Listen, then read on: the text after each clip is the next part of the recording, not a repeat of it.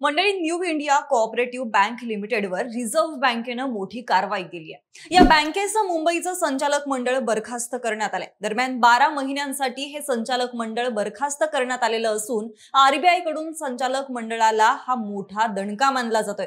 RBI कडून या बँकेवर प्रशासकांची नेमणूक करण्यात आलेली आहे। प्रशासकाच्या मदतीला ॲडव्हायझर कमिटी आणि कमिटीमध्ये आरबीआयचे माजी जनरल मॅनेजर रवींद्र सप्रा आणि सीए अभिजित देशमुख यांची नियुक्ती करण्यात आलेली आहे। एका तक्रारीनुसार बँकेचे महाव्यवस्थापक आणि खाते प्रमुख हितेश मेहता यांनी इतर सहकार्यांसह कट रचला आणि बँकेच्या प्रभादेवी आणि गोरेगाव कार्यालयांच्या तिजोरीत ठेवलेल्या पैशातून 122 कोटी रुपयांचा अपहार केला असा आरोप आहे। दरम्यान यामुळे रिझर्व्ह बँक ऑफ इंडियाने न्यू इंडिया कोऑपरेटिव्ह बँकेवर कडक निर्बंध लादलेत। आता ही बँक कुणालाही नवीन कर्ज देऊ शकणार नाहीये आणि सध्याच्या कर्जाचे नूतनीकरणही करू शकणार नाहीये। तसेच बँक नवीन ठेवी स्वीकारू शकणार नाही आणि कोणतीही गुंतवणूक करू शकणार नाहीये।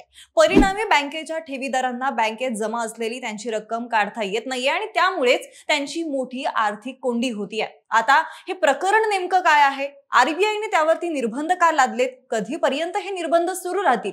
आता ठेवीदारांच्या पैशाचं काय होणार? हे सगळं सविस्तर जाणून घेऊयात आपल्या आजच्या या व्हिडिओमधून। नमस्कार, मी मयुरी आणि तुम्हाला तर माहितीच आहे आपला विषयच भारी आहे। मंडळी, रिझर्व्ह बँक ऑफ इंडियाने मुंबई स्थित न्यू इंडिया कोऑपरेटिव्ह बँक लिमिटेडवर निर्बंध लादले। रिझर्व्ह बँकेचे new India cooperative bank Mumbai यांना दिलेले निर्देश गुरुवारच्या कामकाजाच्या समाप्तीपासून लागू झाले आहेत आणि ते 6 महिन्यांच्या कालावधीसाठी लागू राहतील असं सांगण्यात येत आहे। मुंबईमधील न्यू इंडिया कोऑपरेटिव्ह बँक लिमिटेडला कर्ज देण्यास, ठेवी स्वीकारण्यास किंवा पैसे काढण्याची परवानगी देण्यास मनाई आहे। 13 फेब्रुवारी 2025 ला व्यवहार बंद झाल्यापासून लागू झालेल्या या उपाययोजनांमुळे ठेवीदारांमध्ये मात्र चिंता निर्माण झाली आहे। मिळालेल्या माहितीनुसार new India cooperative bank limited या बँकेवर आरबीआय कडून कारवाई करण्यात आलेली असून ही कारवाई 35A अंतर्गत करण्यात आलेली आहे आणि त्यामुळेच बँकेचे सर्व व्यवहार ठप्प झालेत। दरम्यान बँकेच्या अंधेरी शाखेबाहेर उभ्या असलेल्या ग्राहकांना बँकेने ज्यांचं लॉकर संदर्भात काम आहे त्यांनाच काल शाखेत घेण्यात आलेलं होतं, इतरांना आज येण्यास सांगितलेलं होतं।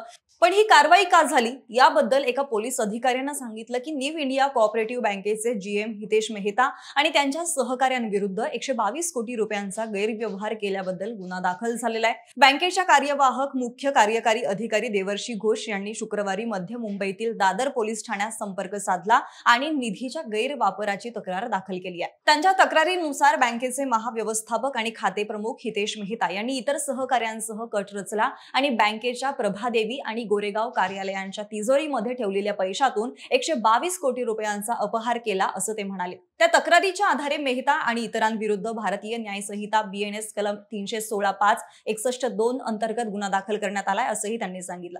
दरम्यान तपासाची व्याप्ती लक्षात घेता हे प्रकरण नंतर आर्थिक गुन्हे अन्वेषण विभागाकडे वर्ग करण्यात आलेले असून एजन्सीनं त्या चौकशी सुरू केली आहे। या सहकारी बँकेच्या 28 शाखांपैकी बहुतेक शाखा मुंबई महानगरात आहेत। तिच्या 2 शाखा शेजारच्या गुजरातमधील सुरत इथं आणि एक पुण्यात आहे।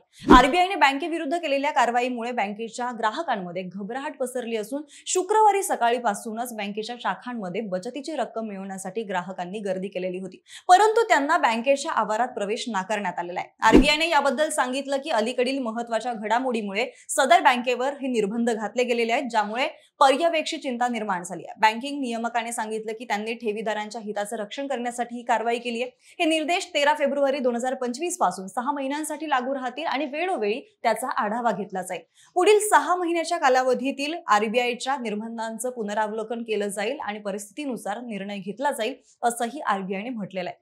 त्याचप्रमाणे न्यू इंडिया कोऑपरेटिव्ह बँकेची सध्याची आर्थिक स्थिती पाहता ठेवीदारांना त्यांच्या बचत किंवा चालू खात्यातून पैसे काढू देऊ नयेत असे निर्देश बँकेला देण्यात आलेले आहेत। तथापि ग्राहक आरबीआयच्या निर्देशांमध्ये निर्दिष्ट केलेल्या अटींच्या अधीन राहून ठेवींवर कर्ज फेडू शकतात। बँक कर्मचाऱ्यांचे पगार, भाडे आणि वीज बिलांसह आवश्यक देयके देणं सुरूच ठेवू शकते। बँकेला ठेवींवर कर्ज सेट ऑफ करण्याचं स्वातंत्र्य देण्यात आलेलं असून आरबीआयच्या म्हणण्यानुसार पात्र ठेवीदारांना deposit insurance and credit guarantee corporation कडून 5 लाख रुपयांपर्यंतची विमा रक्कम मिळवण्याचा अधिकार असेल। दरम्यान या कारवाईमुळे बँकेच्या अनेक ग्राहकांचे चेहरे रडवेले झालेले आहेत। त्यांच्याच कष्टाचे पैसे त्यांना त्यांच्याच कामासाठी वापरता येत नाहीत। पण मंडळी, अशा पद्धतीने जर एखादी बँक दिवाळखोरीत निघाली किंवा तिच्यावरती काही कारवाई झाली तर तुमची रक्कम सुरक्षित राहते का? बँक बंद पडल्यावर तुमचे पैसे परत मिळतात का? तुम्ही एका वेळी बँकेत किती पैसे ठेवू शकता याबाबतची माहिती जाणून घेणं सुद्धा आवश्यक आहे। आरबीआयच्या नियमांनुसार तुम्हाला हवे तितके पैसे तुम्ही वेगवेगळ्या प्रकारे बँकेत जमा करू शकता, पण बँक बुडाली किंवा बंदी घातली तर तुम्हाला नियमानुसार पैसे परत मिळतात।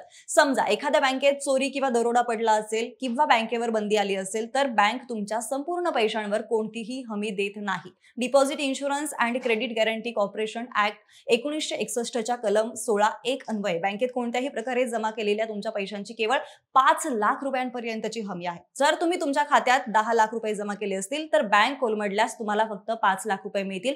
जर तुम्ही यापेक्षा जास्त रक्कम जमा केली असेल तर बँकेचे नुकसान झाल्यास तुमचे पैसेही बुडतील। रिझर्व्ह बँकेचे डिपॉझिट इन्शुरन्स आणि क्रेडिट गॅरंटी कॉर्पोरेशन तुमच्या जमा केलेल्या पैशांची हमी देते, परंतु हे लक्षात ठेवा की ही रक्कम कोणत्याही परिस्थितीत 5 लाख रुपयांपेक्षा जास्त नसावी। तुमच्याकडे यापेक्षा जास्त पैसे असल्यास बँक तुम्हाला पूर्ण रक्कम परत करणार नाही। याबाबत आरबीआयचा नियम सांगतो की फक्त एक बँक तुमच्या 5 लाख रुपयांपर्यंतच्या रकमेची हमी देते। वेगवेगळ्या खात्यांमध्ये कितीही पैसे जमा केले तरी त्यावर फक्त 5 लाख रुपयांचीच हमी असेल। तुम्ही हे पैसे बचत खात्यात किंवा चालू खात्यात ठेवा किंवा तुम्ही एफडी केली असली तरी सुद्धा एकूणच बँकेचे नुकसान झाल्यास तुम्हाला फक्त 5 लाख रुपये मिळतील। त्यामुळे आरबीआयने ग्राहकांना असा सल्ला दिलाय की जोपर्यंत परिस्थितीचं पूर्ण आकलन होत नाही तोपर्यंत तुम्ही धीर धरावा अशी विनंती आहे। आम्ही तुम्हाला खात्री देऊ इच्छितो की आमच्याकडे असलेली तुमची ठेव सुरक्षित राहील। या प्रकरणात तुमचा समजूतदारपणा आणि सहकार्याबद्दल आम्ही आभारी आहोत। आता तुमचं या घोटाळ्याबद्दल म्हणजे नेमकं काय मत आहे ते आम्हाला कमेंट करून नक्की कळवा। जर हा व्हिडिओ आवडला असेल तर लाईक करा, शेअर करा, सोबतच आपल्या विशेष भारी या YouTube चॅनलला सबस्क्राइब करायला विसरू नका। धन्यवाद।